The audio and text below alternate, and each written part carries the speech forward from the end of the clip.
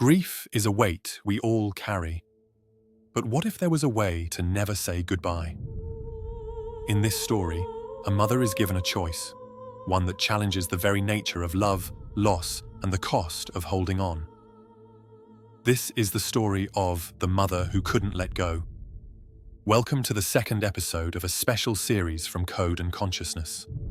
In the near future, death isn't the end. It's just the beginning of a new contract. This is the Afterlife trap, where the afterlife is digital and your soul comes with a subscription. These are the stories of those who entered and those who want out. Catherine Jennings stared at the hospital bed where her daughter had lain only days before. There was no body to bury. Layla had chosen cremation, per the suggestion of Eternity Corporation's brochure. Catherine had signed the funeral paperwork with trembling hands, unsure if she felt relief or guilt at following her daughter's last wishes. The bed was stripped now, the white sheet folded, the pillow stacked alongside. Nurses wheeled out monitors and IV stands, erasing the evidence of Layla's final days. Only the faint smell of antiseptic lingered. Catherine stood in the doorway, heart heavy. Mrs. Jennings? A nurse said gently. You can go home if you like. We'll handle everything here. But Catherine couldn't move. Her feet felt rooted to the floor, locked by a suffocating mix of sorrow and confusion. Home meant a quiet house filled with memories, photos of Layla as a child, pictures of her father and brother who had died in that car accident so many years ago. Catherine had managed to keep going after losing her husband and son. But losing Layla? That seemed unthinkable. She forced herself to take a breath and walked out of the hospice wing, each step echoing like a final goodbye. That evening, Catherine sat at her dining room table, the curtains drawn. A single lamp cast a halo of light across a neat stack of bills, hospital statements, mortgage payments, credit card balances. Everything was a blur of numbers and due dates. She rubbed her eyes, exhaustion pressing at her temples. Her phone chimed, startling her. The screen lit up with a notification from Eternity Corporation. For a moment, her pulse quickened in fear. She opened the message. Reminder, Layla Jennings' subscription is active, first-year fees waived. Then in smaller text, upgrade options available at discounted rates. Visit our portal for details. Catherine's breath caught. She had visited Layla once in Eternity Corp's VR interface, just briefly. Right after the funeral, it had been surreal, seeing Layla standing in a digital meadow, healthy and smiling. Layla's hair was long again, thick and shiny, her body free of the gauntness that disease had inflicted. They'd spoken through the interface for maybe 15 minutes before Catherine's eyes welled with tears and she had to disconnect. She pulled out the pamphlet the saleswoman, Ave Maria, had given her. It promised no immediate costs, but Catherine had skimmed the fine print, premium experiences, optional expansions, enhanced communication packages, all ways to keep improving your loved one's existence in the afterlife for a price. She set the pamphlet aside and gently placed her head in her hands, tears ricking her eyes again. At least she's alive. Somewhere. Catherine whispered. She needed that comfort. She had already lost so many of her loved ones, she couldn't bear the thought of losing Layla too, even if Layla's presence was now virtual. The next morning, Catherine drove to one of Eternity Corporation's visiting centers. It was a sleek, glass-fronted building nestled in an upscale office park.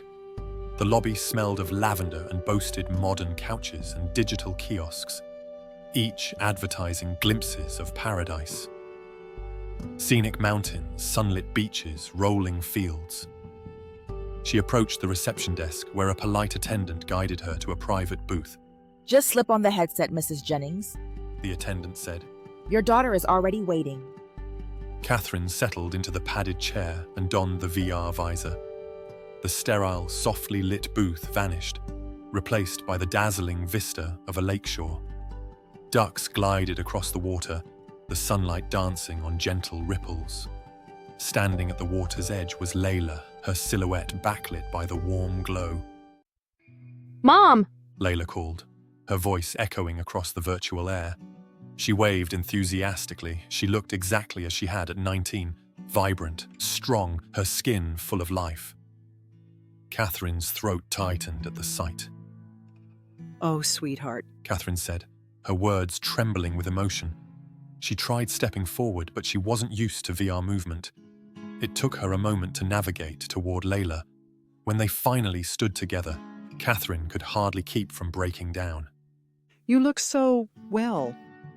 I feel amazing. Layla replied, a broad grin lighting her face. No pain, no exhaustion. It's like having my body back, the way it was before everything. Catherine tried to smile, I'm glad, honey. I really am. but the reality of the situation still gnawed at her. She reached out hesitantly, her virtual hand passing through Layla's in a disorienting glitch. Both of them laughed nervously. Layla's expression turned serious. Mom, how are you coping? Are you okay? At that, Catherine felt guilt swirl in her stomach. I'm managing. She lied. I'm not okay at all. I'm alone in that house. I'm worried about money. I'm still mourning you. But she couldn't burden Layla. After all, wasn't this digital afterlife supposed to be a relief from worry? Layla nodded, her gaze flicking to the horizon. A bird soared overhead, the sky painted with pastel clouds. Ava told me they'll start charging real money in a year. She said quietly. But maybe it won't be that bad. Catherine recalled the disclaimers and expansions, the ominous references to premium coverage. She swallowed. Don't you worry about that, sweetheart. I'll make sure you're taken care of. Mom, It's okay. Catherine interrupted, forcing a more confident tone. Let me handle it.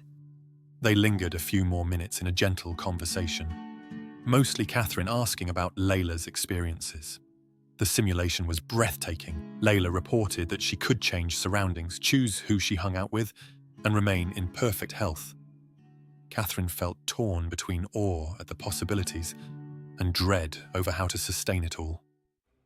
When the session ended, Catherine removed the visor, eyes burning with unshed tears. She had half a mind to never leave that VR booth, but life was waiting for her outside. So were the bills. Over the following weeks, Catherine's finances unraveled. She'd saved a small nest egg for retirement, but hospital bills had already put a dent in her reserves. With no one else to rely on, she picked up extra shifts at the local library, where she worked part-time. She cut back on groceries, stopped refilling one of her prescriptions. It was for a minor condition, she reasoned, nothing urgent. Still, she lay awake at night, calculation after calculation swirling through her head. The house or Layla's subscription, her own health or her daughter's continued existence. Desperate, she called Eternity Corporation's helpline one morning. I'm worried about future costs. She said, her voice trembling with anxiety. Is there a payment plan? The customer service rep cheerily explained that everything was affordable and easily extended into monthly installments once the free trial year ended. But Catherine noticed how often the rep emphasized the word optional. She could practically hear the subtext. But you'd never choose to let your child be deleted, would you?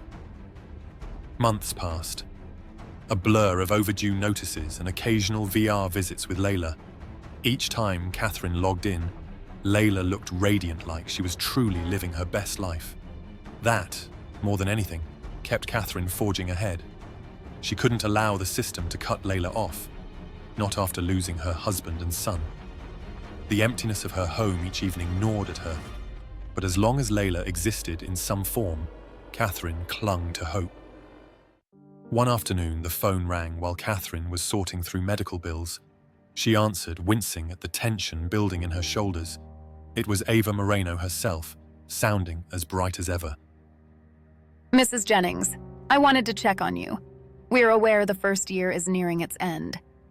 Have you considered our extended Eternity package? It includes guaranteed account stability, plus advanced features for your daughter's environment. We're offering a 10% discount if you lock in today. Catherine's hand shook. She barely had enough in her account for her mortgage payment next week. How much is it? Ava rattled off a figure that made Catherine's stomach drop. But don't worry. Ava said, We have financing options. You can handle it over time. Catherine paused, a tear sliding down her cheek. She thought of Layla's father and brother, of how quickly they'd been taken away. She couldn't let it happen again. Sign me up. She whispered. I'll find a way. She could almost hear Ava's smile through the phone. Wonderful decision, Mrs. Jennings. I'll send the documents immediately. After she hung up, Catherine collapsed into the nearest chair, pressing her face into her trembling hands. In the silence, she pictured Layla's virtual face full of health and youth, smiling in a sunlit meadow. That image was all Catherine had left to hold on to. If keeping Layla alive meant losing everything else, then so be it.